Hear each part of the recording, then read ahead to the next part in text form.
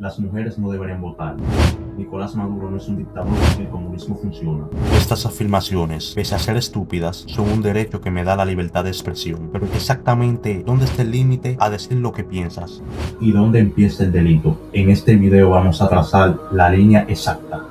Pero para entender por qué hoy puedo decir tantas barbaridades sin terminar en una celda, debemos retroceder en la historia, porque este derecho nació como una conquista contra el poder absoluto. La Carta Magna de 1215, Juan Sin Tierras, quien era un gobernante absoluto, fue forzado por los varones a limitar su poder real, otorgando derechos y libertades a los hombres. Sin embargo, la censura continuó siglos y siglos, hasta la llegada de John Milton. Pero ¿quién era este hombre? Simplificándolo, un poeta a la altura de Shakespeare, además de haber sido un ávido defensor de la libertad de expresión y de imprenta, sembrando las ideas con su obra aeropagítica que calaron a fondo en futuras generaciones, provocando que en el año 1689, con la Revolución Gloriosa, se concediera la libertad de palabra dentro del Parlamento inglés y sembrando la semilla que pasaría al pueblo. Y avanzando en el futuro, nos encontramos con la Declaración de los Derechos del Hombre y del Ciudadano de 1789. Fue un documento histórico y sumamente magnífico para los derechos de las personas, producto de la Revolución Francesa. No solo trajo la libertad de expresión, sino que también estableció el principio de inocencia, la soberanía y el debido proceso, estableciendo la igualdad ante la ley, la soberanía nacional e inspirando múltiples movimientos de derechos humanos. Aquí llegamos a la joya de la corona, la primera enmienda de Estados Unidos del año 1791. Es la más fuerte y más famosa. Tan solo como curiosidad, debo decir que este canal originalmente se iba a llamar Primera Enmienda.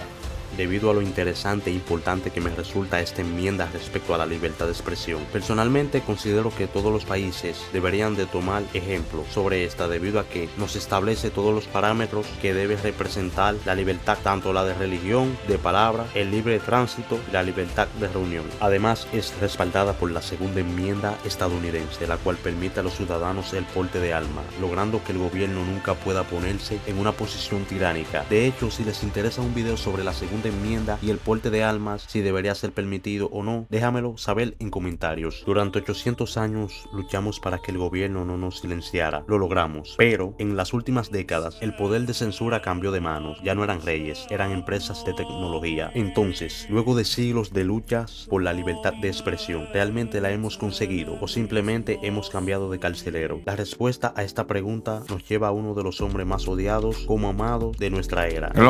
Con el auge de las redes sociales a partir del año 2010, plataformas como YouTube, Twitter, Instagram, Facebook y muchas más estaban en su cúspide. Sin embargo, conforme iban creciendo, llegaban anunciantes, los cuales no querían ser vinculados a distintos tipos de opiniones políticas ni ideológicas por motivos económicos, por lo cual comenzó la censura. Este fenómeno fue conocido como apocalipsis. En un inicio se usaba el argumento de crear un espacio seguro, no obstante, era una simple excusa para complacer a los anunciantes. No solo es mi opinión, es lógica. ¿Por qué una empresa gastaría millones en la moderación de contenido si no hubiera un incentivo monetario? Dime qué piensas en comentarios. Conforme pasó el tiempo, las personas eran cada vez más y más silenciadas. La situación llegó al punto que incluso el presidente Donald Trump fue expulsado permanentemente de Twitter, dejando la duda que si un mandatario con tanto poder como este fue censurado de una red social, ¿qué nos quedaba a nosotros los mortales?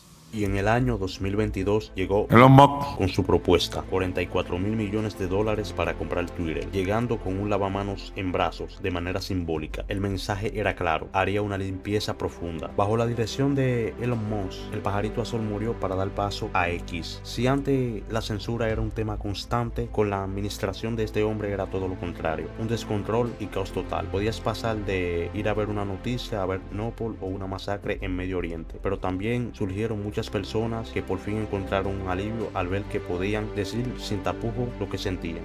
Durante este proceso surgieron muchos grupos de derecha que habían sido cancelados por sus opiniones políticamente incorrectas.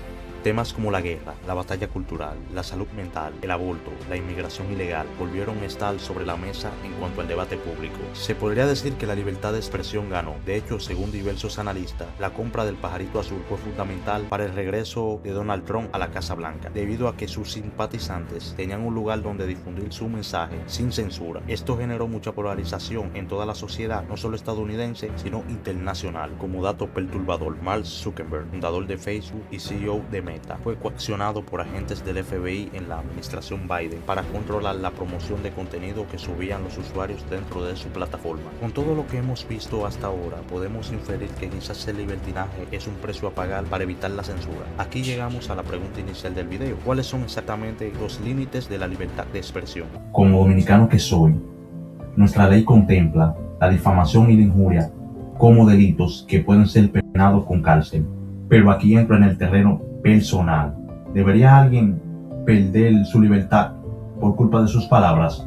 Yo creo en la reparación civil. Si dañas el honor de alguien injustamente, págalo, pero no con barrotes de una celda, excepto en un caso cuando tus palabras dejan de ser opiniones y se vuelven un arma para incitar a la violencia y al desorden público. Ahí la justicia se detiene para proteger el derecho de los demás. Para entender mejor esto, vamos de una situación leve a lo criminal. Tomemos el caso de Tucker Carlson. Tras la muerte de Charlie Kirk, Carlson hizo un chiste de humor negro. El resultado fue su despido de Fox News. Aquí vemos cómo la libertad de expresión no es un escudo contra las consecuencias que pueden crear tus palabras. La empresa no quería arriesgar su reputación ni a sus accionistas por un comentario que consideró inapropiado, lo cual demuestra que sí, Carlson fue libre de hablar, pero Fox tuvo la libertad de despedirlo. Pero ¿qué pasa cuando las consecuencias no es solo el despido, sino la cárcel? Aquí la línea es más delgada. Si yo digo la inmigración ilegal es un problema, estoy emitiendo una opinión política. Si subo el tono y digo los inmigrantes son criminales, entro en el terreno de discurso de odio, y en algunos países con regulaciones estrictas respecto a la libertad de expresión podría ser arrestado. Pero si doy el paso final y digo deberíamos eliminar a los inmigrantes ilegales por ser criminales, he cruzado el umbral ilícito. Aquí hay una incitación directa al homicidio, y es aquí donde el Estado dominicano, el estadounidense y casi cualquier democracia del mundo te quitará la libertad para proteger la vida de otros. Al final del día debemos entender que el peso de nuestras palabras conlleva una responsabilidad inmensa. Vivimos en una era donde la línea entre la opinión y la agresión es cada vez más delgada, pero después de analizar la evolución histórica, las leyes y el caos de nuestra era digital, mi opinión es clara. Aunque la libertad implica enfrentarse a discursos de odio e ideas estúpidas, la verdad siempre se impone, por lo cual puedo decir con toda seguridad que soy Un absolutista de la libertad de expresión.